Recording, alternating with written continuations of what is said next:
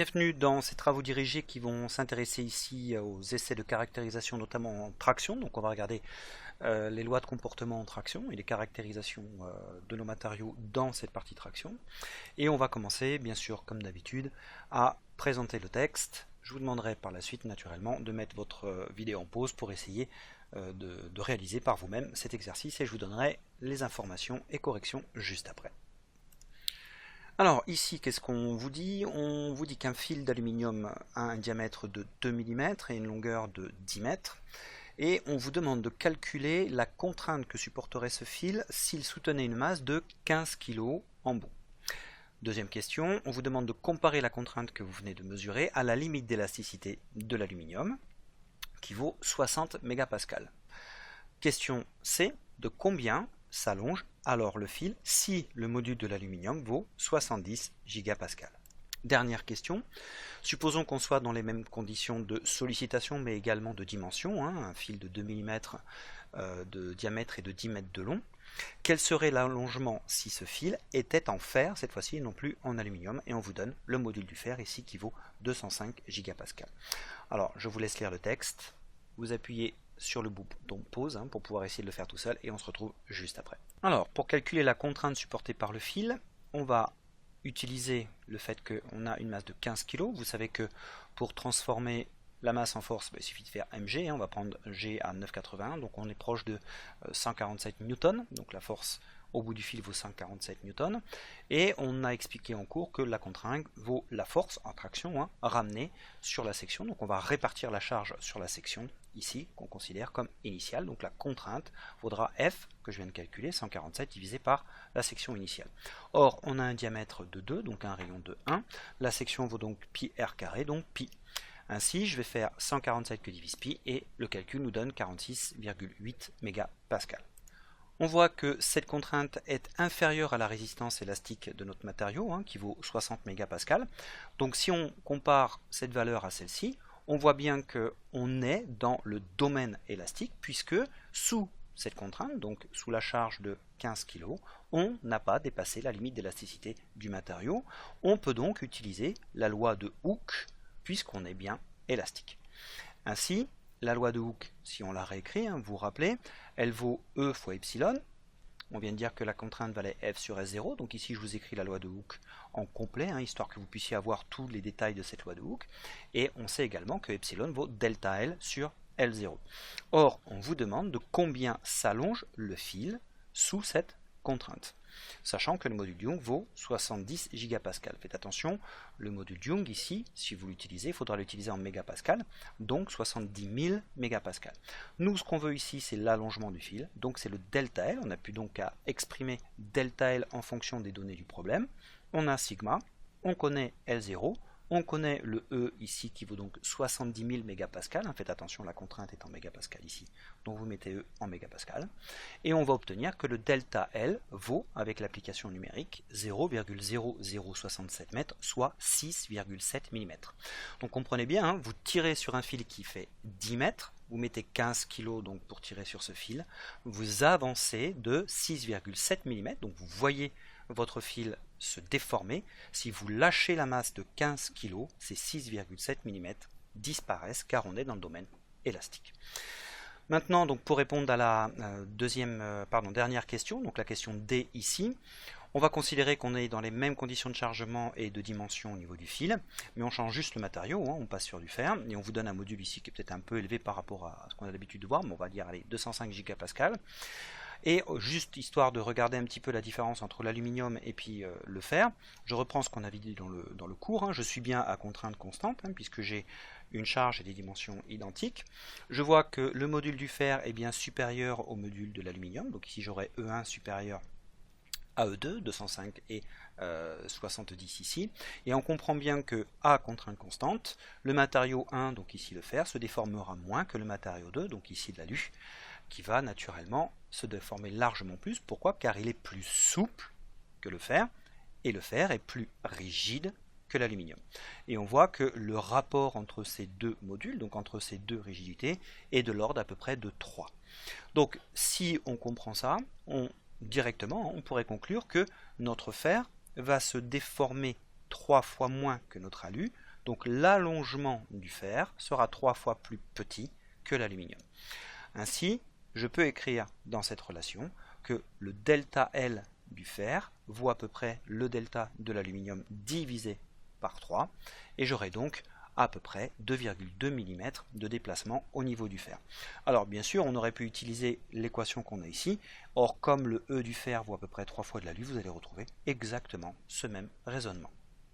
Dans ce second exercice, on va vous demander de tracer sur la courbe de traction qui vient, donc celle-ci, en considérant une éprouvette de diamètre 13 mm et de longueur initiale 100 mm, les forces et allongements caractéristiques, donc directement sur cette courbe, et en déduire la limite d'élasticité RE, la limite d'élasticité conventionnelle qu'on appelle RE02, donc définie à 0,2%, la limite en traction, les déformations plastiques qu'on appelle homogènes et à la rupture, et la contrainte réelle dans la section de rupture si on considère un coefficient de striction Z% de 60%. Donc en gros, là vous allez devoir faire le passage entre le domaine de la force et du déplacement au domaine des contraintes et des déformations. Allez, à vous. Alors la première chose bien sûr à faire ici, donc faites attention, il y a juste marqué kilonewton ici, donc ça sous-entend qu'on travaille en force, donc je vais quand même vous marquer ici qu'on est sur la force, même si bien sûr le kilonewton qui est ici le sous-entend. Donc la première chose à faire ici, c'est quand même remarquer que la courbe ne passe pas par 0, ça c'est typiquement des courbes qu'on pourrait avoir sur la machine de traction qu'on a au laboratoire de SDM ici à l'UT.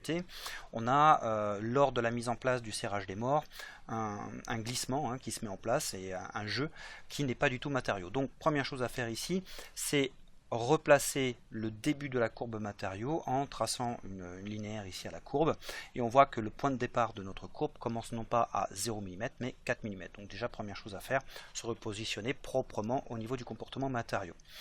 Ensuite, si on regarde les différentes forces caractéristiques dont on pourra avoir besoin, naturellement ici on aura la force élastique, donc on va l'estimer ici à 45 kN, donc 45 000 newtons.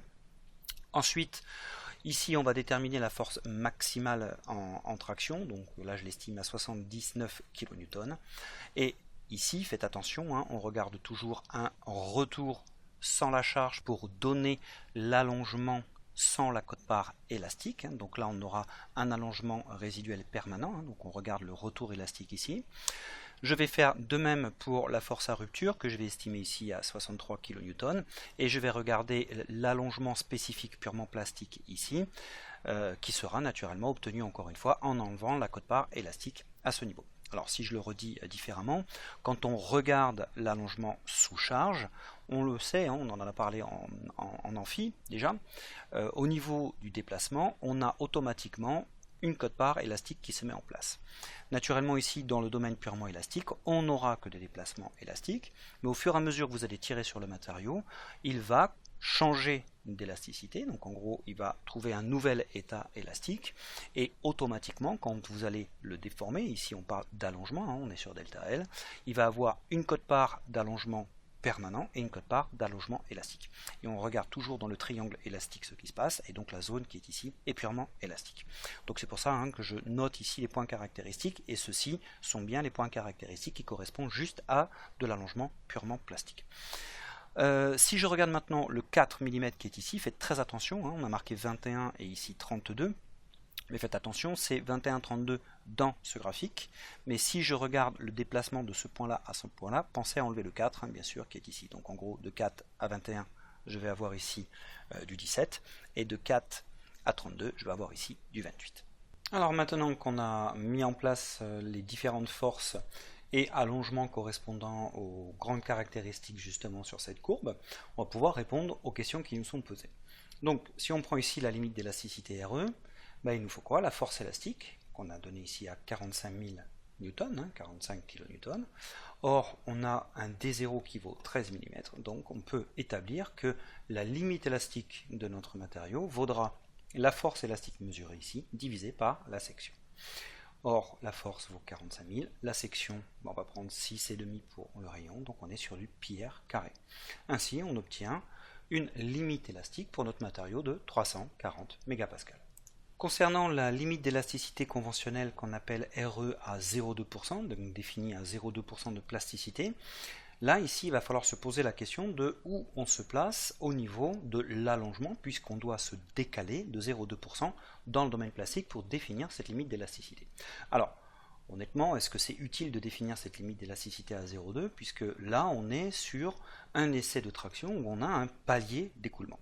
Alors, on va quand même faire le calcul pour aller jusqu'au bout, en imaginant que nous aurions une courbe qui n'aurait pas fatalement ce genre de palier, voilà comment on le ferait.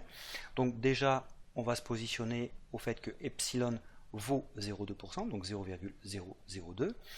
On a un L0 qui vaut 100 mm, donc ça veut dire que le delta L nécessaire à la définition de ce RE02 vaudra 0,2 mm. Ça veut donc dire quoi? On va devoir se positionner ici à 4,2 mm. Faites attention, le 4 correspond au 0 pour notre courbe, donc on va se décaler de 0,2 mm.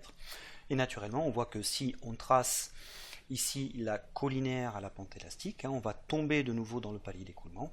Donc ici, vu qu'on est complètement collinaire à la force Fe, naturellement, on va dire que le RE02 vaudra directement le RE défini au niveau de ce palier d'écoulement. Donc naturellement, quand on a un palier d'écoulement, on n'a aucun intérêt à définir le RE02 pour cent ici, d'un point de vue conventionnel. On prendra directement la partie, alors c'était ce qu'on avait vu au niveau du cours, très fréquemment on prend la partie basse du palier, ici on n'a pas de décrochage, mais de temps en temps on a une augmentation de la force et une chute en palier, et on prend très souvent la valeur basse de ce palier, ce qui est le cas ici pour nous. Donc, dans le cas d'un palier d'écoulement, RE02 fréquemment vaut RE. Dans le cas d'une courbe où on n'aurait pas de palier d'écoulement, où on aurait directement par exemple un écourissage, là naturellement il serait nécessaire d'utiliser le RE02 pour définir peut-être un petit peu plus proprement ce fameux RE qui est assez difficile dans le cas de matériaux ductiles sans palier d'écoulement.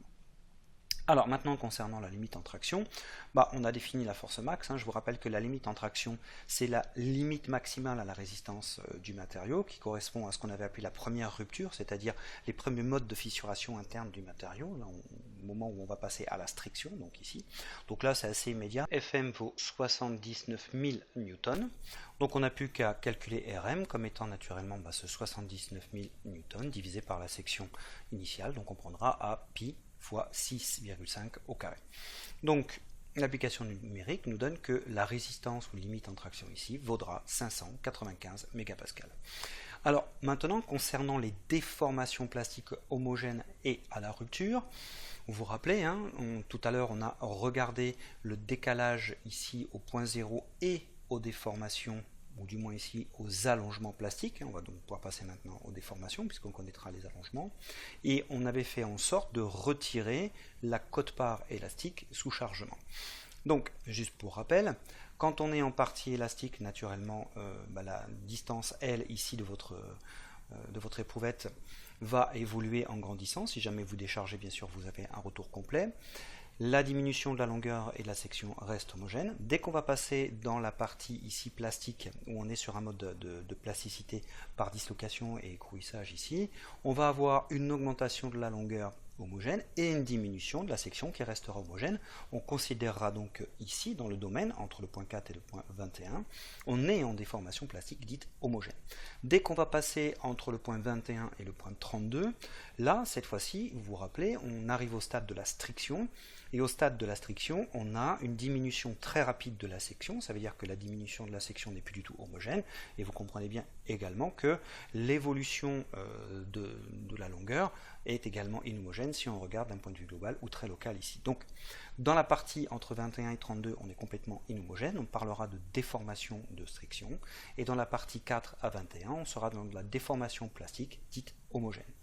Bien sûr, la plasticité va du point 4 ici mm en allongement jusqu'à 32, on a donc cette plasticité totale qui est ici. Donc maintenant, si on veut calculer les déformations associées, donc la déformation plastique homogène et la déformation totale à rupture dans cette plasticité, il faut qu'on tienne compte de ces allongements homogènes entre 4 et 21 et de l'allongement total plastique entre 4 et 32.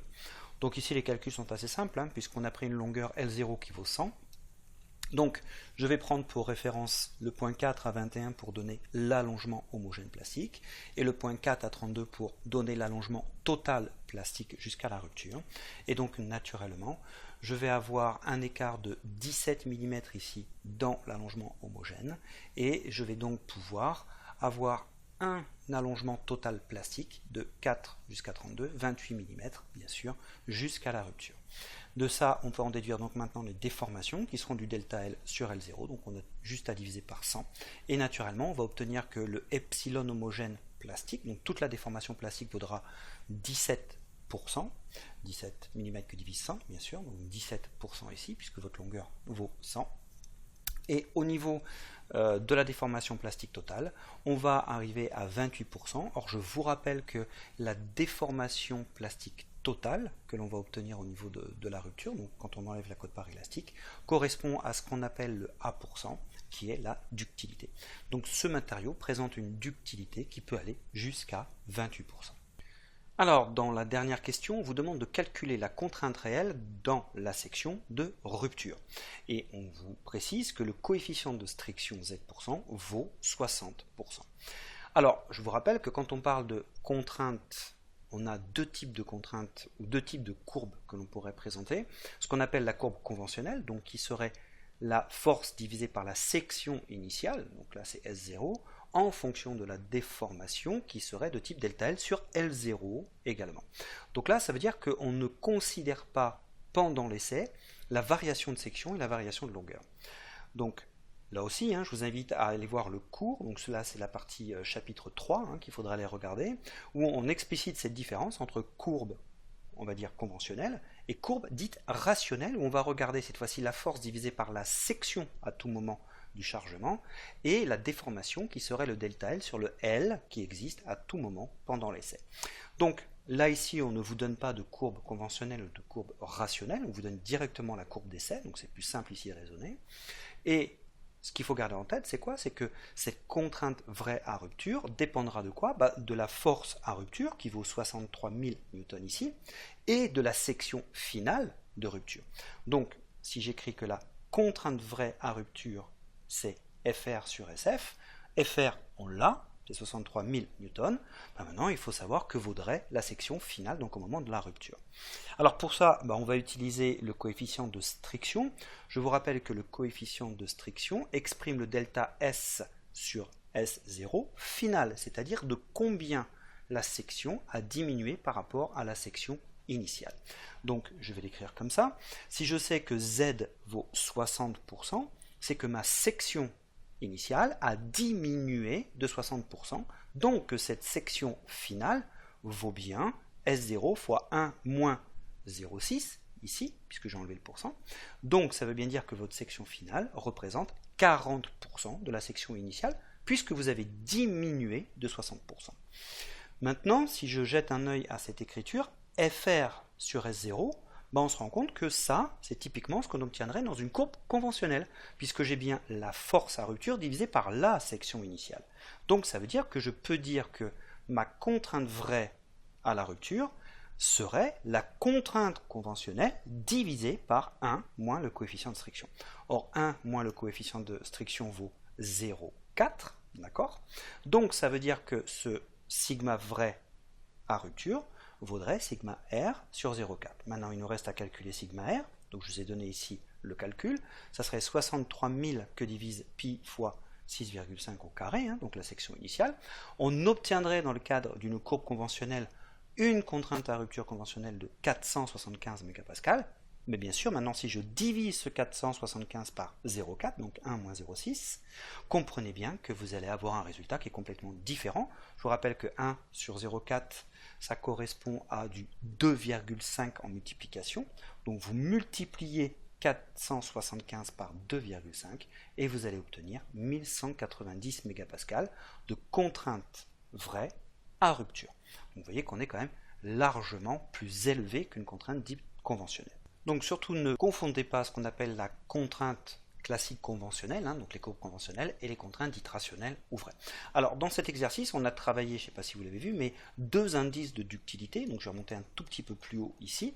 L'indice de ductilité qu'on avait appelé le A%, donc qui va nous donner la plasticité dans le sens de la longueur, et ici, l'indice de plasticité dans le sens perpendiculaire à la charge, donc qui sera l'indice de striction, donc qui vaut 60% ici. Donc on a, grâce à A% et Z%, un indice de capacité de ductilité totale, on va dire en volumique, donc dans le sens longitudinale et transverse à la charge. Dans ce troisième exercice, on vous propose 3 éprouvettes métalliques différentes, de l'acier, du cuivre, de l'aluminium, de diamètre D0 et de longueur initiale L0 qui seront différents. Et on vous dit que ces 3 éprouvettes seront soumises à des essais de traction réduite au domaine élastique sous une charge identique de 4200 newtons. Le tableau qui sera dessous va donner donc non seulement les D0 et L0, mais également les allongements respectifs de ces différents matériaux. Donc on regarde ici, l'acier, le cuivre, l'aluminium vont avoir des D0 et L0 différents. On va vous donner sous la charge de 4200 newtons la longueur obtenue donc sous chargement. Ensuite, on vous précise ici les valeurs des limites d'élasticité conventionnelle, donc à 0,2% de plasticité, de ces 3 matériaux. Alors, au niveau des questions, on vous demande de calculer la déformation sous charge et le modèle Young associé pour chacun de ces 3 matériaux. Et on vous demande également de déduire ou de calculer les déformations et énergie élastique maximale que l'on pourrait avoir pour ces 3 matériaux. Donc là, on vous demande d'utiliser le module Young et la limite d'élasticité conventionnelle, donc à RE02 ici. Voilà, je vous laisse relire, vous appuyez sur le pause, vous essayez de le faire de votre côté, et on se retrouve pour la correction. Alors pour répondre à la première question, je vous propose d'utiliser un tableau, ce sera plus simple pour mettre nos résultats. Donc on va d'abord calculer la section S0 pour pouvoir calculer par la suite le sigma. Et on va utiliser la longueur L sous charge et L0 de chacune de nos éprouvettes pour calculer la déformation sous chargement. Une fois qu'on aura les valeurs, on essaiera de calculer le module Young. Calculons dans un premier temps les sections. Donc, ce sont toutes des sections circulaires, donc on va pouvoir calculer cette section à partir d'un pilier 2/4 ou un pierre carré, comme vous le souhaitez. Donc je vous laisserai faire les calculs, on obtiendrait directement les sections qui sont ici, 19,63 pour l'acier, 32,17 pour le cuivre, et 63,62 pour l'aluminium. Maintenant, la déformation, on a besoin de quoi? On va faire un delta L sur L0, donc ici on voit que je vais avoir un delta L de 0,1 divisé par 100, ici un delta L de l'ordre de 0,2 divisé par 200, et ici un delta L de 0,3 divisé par 300. Je pense que vous avez compris. On va obtenir le même résultat. En gros, je vais avoir pour l'ensemble de ces 3 matériaux 1 millième à peu près au niveau de la déformation, donc du 0,001. Maintenant, calculons la contrainte. Donc la contrainte, ça va être la force divisée par les sections que l'on a calculées préalablement. Donc je remets ici l'équation, je pense que vous avez compris que je vous mettais ici l'aide au calcul. Donc je vais faire 4200 que divise la section ici et ici pour l'acier, le cuivre et l'aluminium. Je vais obtenir 214 mégapascales pour le premier, 130 pour le cuivre et 66 pour l'aluminium. Alors, on a dit ici qu'on travaillait dans le domaine élastique. On voit bien que la contrainte qui est ici est bien inférieure à 600. Celle-ci est bien inférieure à 200 et celle-ci est bien inférieure à 300. J'ai bien des contraintes inférieures à la limite d'élasticité du système d'un point de vue conventionnel ici. Je suis bien dans le domaine élastique. Comme je suis dans le domaine élastique, je peux utiliser la loi de Hooke, donc en déduire le module Young en faisant sigma sur epsilon et le sigma que j'utilise ici lors du chargement. Donc je vais faire 214 que divise un millième, 130 que divise un millième, 66 que divise un millième. Je pense que vous avez compris que ça va revenir au fait de multiplier ces contraintes par 1000. On aura donc un module Young pour l'acier de l'ordre de 214 000 mégapascales, 130 000 pour le cuivre, 66 000 pour l'aluminium. Si j'utilise le gigapascal, on sera à 214 gigapascales, 130 gigapascales, 66 gigapascales. Alors, si je profite de ces 2 tableaux pour discuter un petit peu des propriétés des matériaux dont on parle actuellement, je vois que le premier matériau, donc l'acier, présente la plus haute résistance élastique, alors que le matériau de type cuivre, ici, présente la résistance la plus faible. Maintenant, si je regarde les résultats en module Young, je vois encore une fois que mon acier présente ma plus haute rigidité, alors que cette fois-ci, c'est le cuivre qui aura une valeur intermédiaire, alors que c'est l'aluminium qui aura la plus petite des valeurs de module Young. Donc ici, c'est le cuivre qui est la plus petite à résistance, donc c'est le cuivre qui résiste le moins bien, mais attention ici, c'est l'aluminium qui a le plus faible module Young. Je vous rappelle que la notion de module Young, c'est la rigidité. Donc je reprends ce qu'on a déjà dit. Je vois que ce matériau est le plus rigide, donc il se déformera moins que les deux autres. Et je vois que ce matériau sera donc le plus souple, ce sera celui qui se déformera le plus. Par contre, ne confondez pas avec la notion de résistance.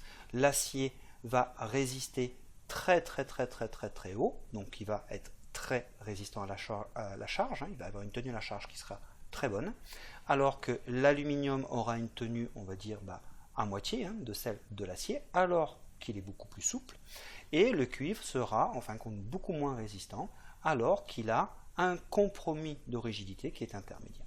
Donc s'il vous plaît, ne confondez pas ces deux notions de résistance, donc tenue à la charge, et de rigidité qui serait la tenue à la déformation élastique. Voilà. Donc je profitais un peu de rappeler ces quelques éléments de cours que vous avez vus en amphi avec moi ou vous avez vu dans le cours sur le chapitre 3. Passons maintenant donc à la partie B. Donc on vous demande de calculer les déformations et énergie élastique maximale. Donc je retire les petits cercles qu'on avait préalablement. Donc je vais reprendre ce qu'on avait dans le tableau d'avant, donc ici les modules. Donc j'ai bien ici la partie résistance et la partie modulaire. Donc tenue à la charge et ici tenue à la def élastique. Et on vous demande ici de calculer les déformations élastiques maximales dans un premier temps, et ensuite de calculer également les énergies élastiques maximales. Alors, on va se repositionner dans la courbe de chargement en contrainte. Vous vous rappelez qu'on avait dit que on se place dans le triangle élastique pour définir ce qu'on avait appelé la déformation élastique. Je vous rappelle que dès que vous allez partir en charge, vous allez augmenter la contrainte du système et l'élasticité va se déplacer avec cette contrainte. Ça veut donc dire quoi? Que le module Young qui est ici, donc qui représente le module Young initial, il n'a pas changé, va représenter la pente élastique dans ce triangle, donc ça c'est toujours vrai dans tous les triangles élastiques, vaudra, puisque je ne passe pas ici par 0, un delta sigma sur un delta epsilon. Donc je réexplique, on l'a déjà vu, mais je préfère le remettre encore une deuxième fois pour qu'on puisse surtout ne pas se tromper en exercice et encore moins en examen. Donc je sais que ce delta sigma il vaut quoi? Sigma moins 0, donc je peux remplacer ce delta sigma par sigma, et je sais par contre que le delta epsilon qui est ici vaut un epsilon moins epsilon prime, et ce delta epsilon, c'est lui que j'appelle le epsilon élastique. Donc faites attention, dès qu'on vous demande de calculer un epsilon élastique, c'est-à-dire une déformation élastique, placez-vous dans le triangle élastique dont on est en train de parler. À n'importe quel sigma, donc si on est au sigma élastique initial, c'est-à-dire dans le triangle qui serait ici, c'est très simple, parce que le triangle passe par 0. Si par contre on vous demande de vous placer dans un triangle élastique à une contrainte qui est différente de la limite élastique initiale, attention, positionnez bien ici le triangle, et ce qu'on appelle la déformation élastique, c'est celle qui est à la base de ce triangle. Donc dans ce triangle, la pente, E, vaut bien sigma sur epsilon élastique valant la base de ce triangle, delta epsilon. Maintenant, on vous demande donc de calculer les déformations élastiques maximales. Or, la contrainte max qui vous est donnée ici, c'est RE02. Or, dans le triangle élastique, j'ai le droit de dire que sigma égale E epsilon élastique. Donc, epsilon élastique vaut sigma sur E avec sigma vaut RE02. Donc, les epsilon élastiques vaudront 600 que divise 214 000, 200 que divise 130 000, 300 que divise 66 000 grâce à la loi d'Hooke. Je vais donc obtenir les trois valeurs qui sont présentées ici. L'acier va donc se déformer de façon maximale sous RE02 à 0,0028, soit 0,28%. Le cuivre, lui, à 0,15%. Et l'aluminium, lui, à 0,45%. Alors, si tout à l'heure on avait dit que l'acier était le plus résistant, que l'acier était le plus rigide, on voit ici que l'aluminium est le plus déformable d'un point de vue élastique. Il se déforme beaucoup plus que les trois autres.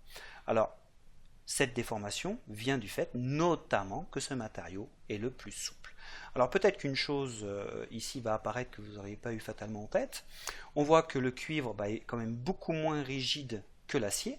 Et vous voyez que la déformation obtenue par le cuivre, qui est de 0,15%, est plus petite que la déformation obtenue par l'acier ici de 0,28%.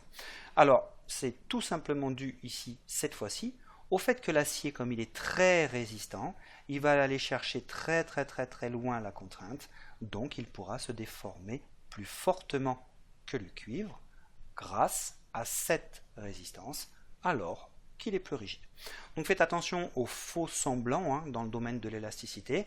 Attention, on regarde la résistance, on regarde la rigidité et on va calculer également les déformations élastiques pour être sûr de ce que l'on va dire en termes de comportement élastique.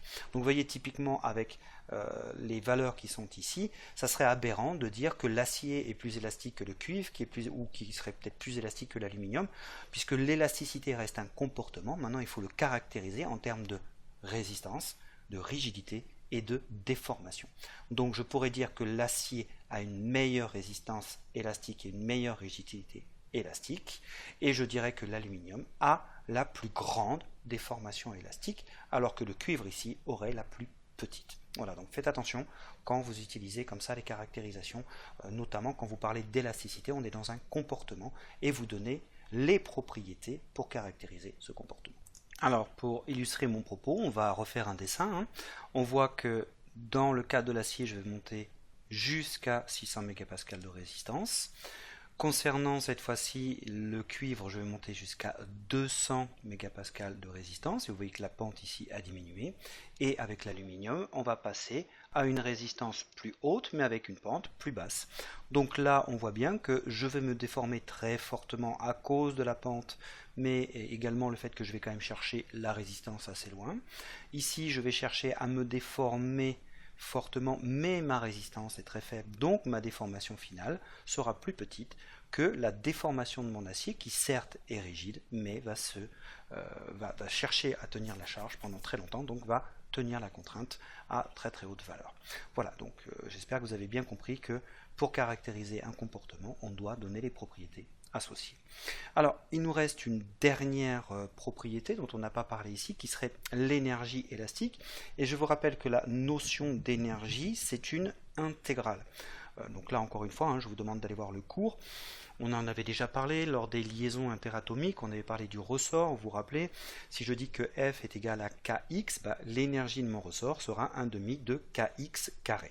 Donc dans le cas d'un chargement mécanique, si je regardais F et delta L, j'aurais directement que l'énergie en force déplacement sera l'intégrale de F, donc de la courbe de F, en fonction de delta L, et j'aurais directement donc une intégrale en newton et millimètres, donc j'aurai des millijoules.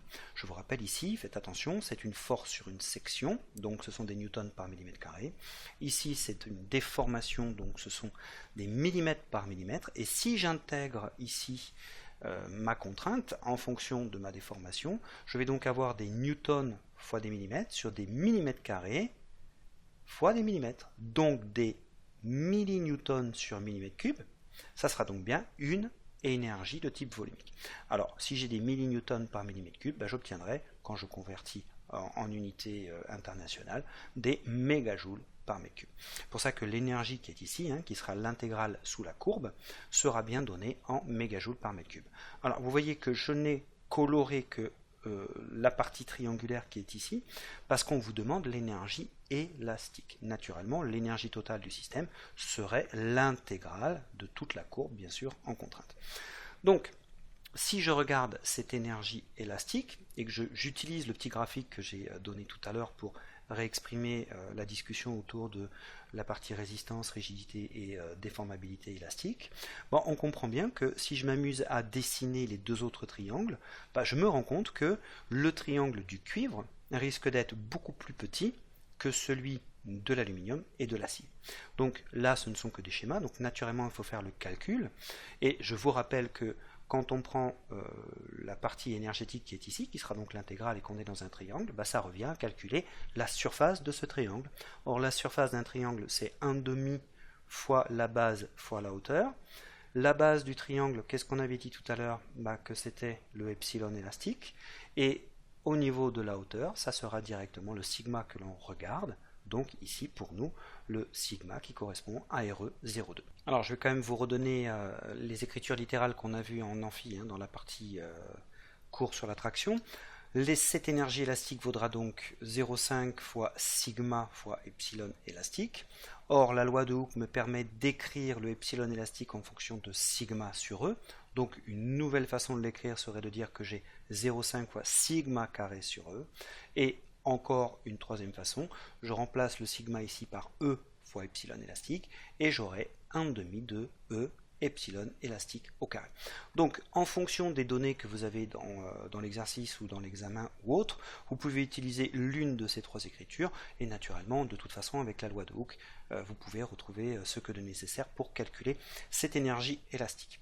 Donc ici mon sigma c'est mon RE02, mon epsilon élastique c'est mon epsilon élastique que l'on a calculé tout à l'heure avec ce RE02. On n'a plus qu'à faire les calculs. On obtient pour l'acier du 0,84 MJ par mètre cube, 0,15 pour le cuivre et 0,68 pour l'aluminium. Donc, une fois de plus, qu'est-ce qu'on voit? Que l'acier va présenter la plus haute énergie élastique. Alors, je ne sais pas si c'était une évidence pour vous, mais l'aluminium est quand même pas si loin que ça de l'acier en termes de cette énergie élastique. Or, je vous rappelle que quand on parle d'élasticité, on aura automatiquement, quand on va décharger, c'est-à-dire retirer la charge, on va restituer l'allongement que l'on avait sous charge, et donc on va avoir un retour qui va se faire par restitution de cette énergie de type élastique. Je vous rappelle que quand on veut fabriquer des ressorts, les ressorts seront donc caractérisés par cette énergie de retour élastique. Un ressort va prendre de l'énergie et la restituer. Et bien, si je veux un ressort qui soit capable de restituer beaucoup d'énergie, je pourrais le faire en acier, mais également ici en aluminium. Donc j'aurai des ressorts qui restitueraient fortement de l'énergie élastique. Ce qui ne serait pas le cas ici du cuivre, qui aurait peu d'énergie à proposer au retour élastique.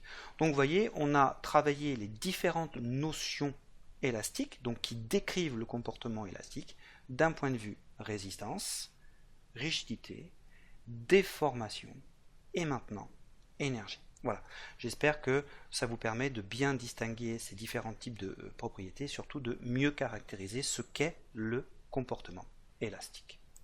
On va attaquer maintenant le dernier exercice de ces travaux dirigés sur la traction. Alors, on vous dit, voici des données expérimentales partielles acquises après avoir réalisé un essai de traction sur un matériau métallique, donc il n'est pas défini ici.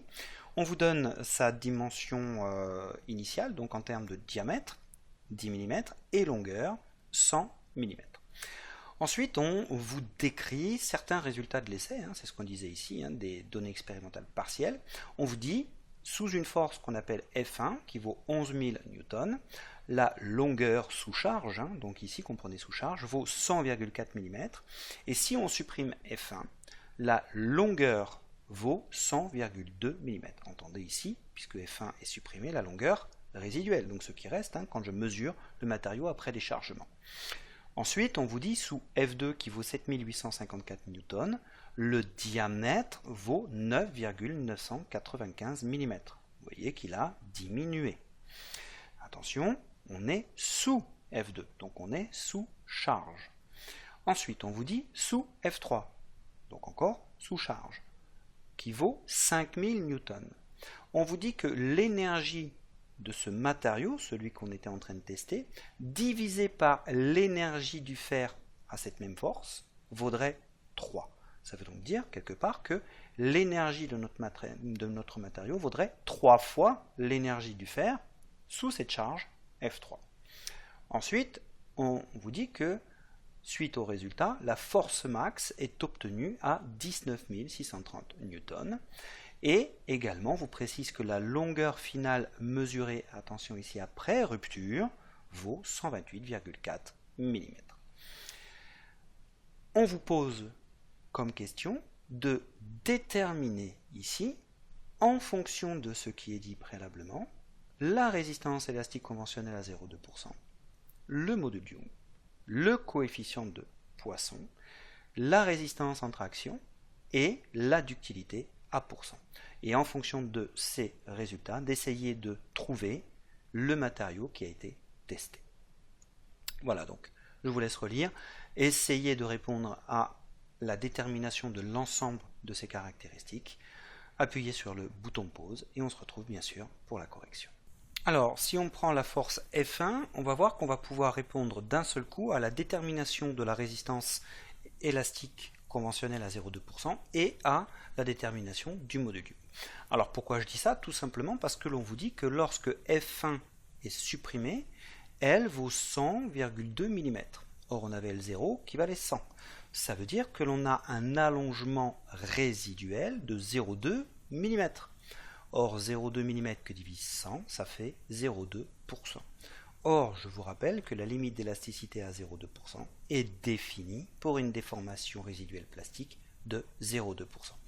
Donc, si je me place sous chargement, j'atteins 0,004 de déformation sous charge, mais 0,002 de déformation permanente quand je retire F1. Donc, je peux déduire ici que RE02 vaut bien F1 que divise la section initiale. Donc ici, la section, ça sera pi 5 au carré. Je vous laisse faire le calcul. Et si vous faites 11 000 que divise S0, vous allez trouver que la contrainte sous F1 vaut 140 mégapascales. Et ce 140 mégapascales va définir la résistance élastique conventionnelle à 0,2% à cause de ce retour en déformation plastique à 0,2% de déformation lors de la décharge après F1. Maintenant que l'on connaît ce RE02, vous vous rappelez, on va se situer dans le triangle élastique. Or, dans le triangle élastique, sigma est égal à E epsilon élastique. Et le epsilon élastique est un delta epsilon. Je vais monter sous ma contrainte jusqu'à une déformation de 0,004 sous charge. Et quand je décharge, j'obtiens 0,002. Donc j'ai ici mon delta epsilon qui vaudra 0,004 moins 0,002. Je peux donc définir par cette loi de Hooke et par la définition de mon epsilon élastique, qui est bien ici, c'est ce qu'on a dit préalablement, directement le module Young comme étant cette limite d'élasticité divisé par le epsilon élastique ici, qui vaut l'écart entre les deux points qui sont ici, entre ces deux bornes. C'est exactement ce qu'on a vu dans l'exercice 3 précédent. Je vais donc faire maintenant le calcul. Je vais faire 140 que divise ce delta epsilon. Or, le delta epsilon ici vaudra 0,004 moins 0,002, soit 0,002. Et je vais obtenir un module Young qui vaut 70 000 mégapascales, soit 70 gigapascales. Donc vous voyez qu'avec F1, vous déduisez non seulement RE02, mais également le module Young que l'on aurait dans ce triangle élastique grâce à l'écart ici de déformation sous charge et après décharge. Alors maintenant, je vais passer directement à F3 qui vaut 5000 newtons. Alors pourquoi je passe de F1 à F3 pour continuer à parler de RE0 et 2? Tout simplement parce qu'on est en train de me parler d'énergie et de rapport d'énergie entre ce matériau et l'énergie que l'on aurait avec du fer sous cette contrainte. Alors première chose que je peux dire, c'est que je suis très inférieur à F1, donc en gros à F3 je suis dans le domaine élastique initial et je suis en train donc de comparer des énergies élastiques entre ce matériau et l'énergie qu'aurait le fer sous cette charge-là. Alors, ce que je déduis également, c'est que l'énergie élastique de ce matériau vaut bien, c'est ce qu'on a dit tout à l'heure, 3 fois l'énergie du fer, donc elle serait 3 fois plus élevée que celle du fer. Or, vous vous rappelez, on avait dit que l'énergie élastique va être représentée par la partie intégrale, donc la surface des triangles élastiques. Donc, ce que je suis en train de dire, c'est que mon énergie de matériau qui est ici est 3 fois plus élevée que celle du fer à la force F3, donc à la même contrainte que subiraient ces deux matériaux.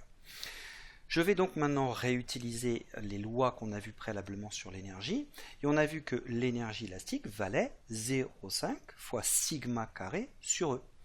À ce sigma, qui serait défini à F3, je ferai donc un sigma 3 au carré divisé par le module de mon matériau. Maintenant, si je reprends ce que j'ai dit ici, c'est-à-dire que mon énergie de matériau est 3 fois l'énergie du fer, je peux donc dire que je vais avoir l'énergie de ce matériau qui vaudra 3 fois l'énergie du fer, donc que le module Young de mon matériau vaut le module Young du fer sur 3. Alors tout simplement pourquoi?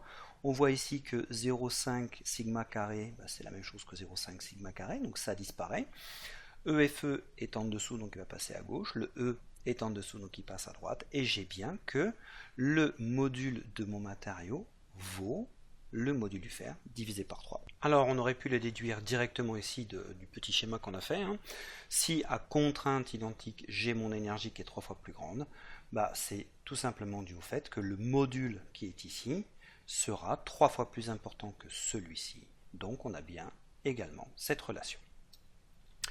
Maintenant on passe à l'application numérique et si on divise le module du fer par 3, on va retrouver à peu près les 70 000 mégapascales qu'on a obtenus grâce à la partie F1, donc sous le chargement à 11 000 newtons.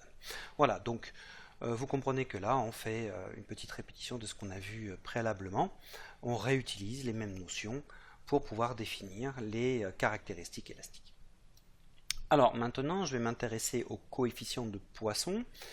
Et je vais utiliser pour cela la force F2. Alors pourquoi? Je vous rappelle que le coefficient de Poisson rend compte du taux de contraction par rapport à l'élongation. Vous vous rappelez, si on prend nu xy, x je tire en x, y je me contracte, je regarde moins le epsilon y, la déformation de contraction, divisé par le epsilon x, qui est la déformation d'allongement. Donc, ici, je suis à F2, je suis toujours inférieur à F1, je suis donc bien dans le domaine élastique initial, et je peux donc calculer la contraction grâce à la diminution du diamètre qui est ici. Je vous rappelle, la contraction, c'est ce qui est transversal au chargement. Autrement dit, je vais regarder un delta de diamètre, donc un delta de D. Ce delta D vaut quoi? 9,995 moins 10, donc moins 0,005 mm. Et si maintenant je veux regarder la déformation dans le sens de ce diamètre, imaginons que j'appelle Y l'axe dans le sens du diamètre, j'obtiendrai bien epsilon Y qui vaut moins cette contraction delta D divisé par le diamètre initial qui vaut 10, donc j'aurai une déformation de contraction qui vaut moins 0,0005. Je veux maintenant obtenir le coefficient de Poisson. J'ai donc déjà la partie déformation de contraction. Faites attention, quand on parle du coefficient de Poisson, je veux un coefficient positif, donc je dois faire moins la contraction. Donc j'aurai un moins et moins ici, donc ça va devenir positif. Il me manquerait donc à définir la déformation dans le sens de l'allongement, donc dans le sens de la traction, si x est le sens de chargement. Or, on est dans un comportement élastique. Si je suis dans un comportement élastique, j'ai le droit d'utiliser la loi de Hooke. Et la loi de Hooke me dit que epsilon vaut sigma sur E, car sigma égale E fois epsilon. Je suis à F2. Je vais donc utiliser la force 2 pour définir la contrainte à laquelle je travaille. Je ferai donc F2 que divise S0. Et comme je connais déjà le module de Young avec la question précédente, je vais donc pouvoir calculer mon epsilon x et donc en déduire le coefficient de Poisson. Passons à l'application numérique. Sigma vaut 7854 que divise S0 et l'ensemble va être divisé par 70 000, ce qui nous donne 0,00143. J'ai donc la déformation en contraction, j'ai la déformation en allongement, j'ai plus qu'à les utiliser et je trouve que mon coefficient de Poisson vaut 0,35. Ça veut donc dire ici que mon matériau va se contracter de 35% de l'allongement sous cette force F2, c'est-à-dire dans l'élasticité. Voilà. Question suivante. On veut déterminer la résistance en traction. Vous vous rappelez, cette résistance correspond à la résistance maximale dans la courbe conventionnelle. Pour ça, c'est assez simple. On a la force max qui nous est donnée là, donc on va utiliser directement le fait que la contrainte vaut F sur S0 quand je suis à ce point maximal. Je fais l'application numérique et je vais obtenir directement 250 mégapascales. Ici, pour avoir la ductilité, on a précisé que la longueur finale après rupture valait 128,4. Après rupture, ça veut dire qu'il n'y a plus de chargement. S'il n'y a plus de chargement, cette longueur est directement la longueur finale avec la plasticité totale sans élasticité au sein de ce matériau, puisqu'il y a eu des charges. Je vais donc directement calculer le delta LF qui vaut 28,4 mm, qui est donc l'allongement plastique total final de ce matériau.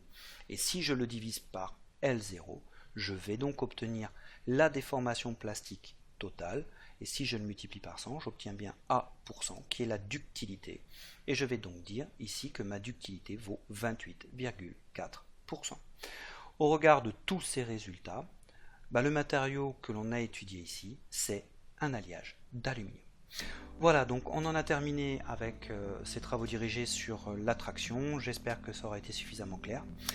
Vous pouvez bien sûr passer au TD suivant ou utiliser les playlists de la science des matériaux pour le GNP pour aller voir du cours, les quiz ou tout autre playlist qui pourrait vous intéresser. Allez, à bientôt.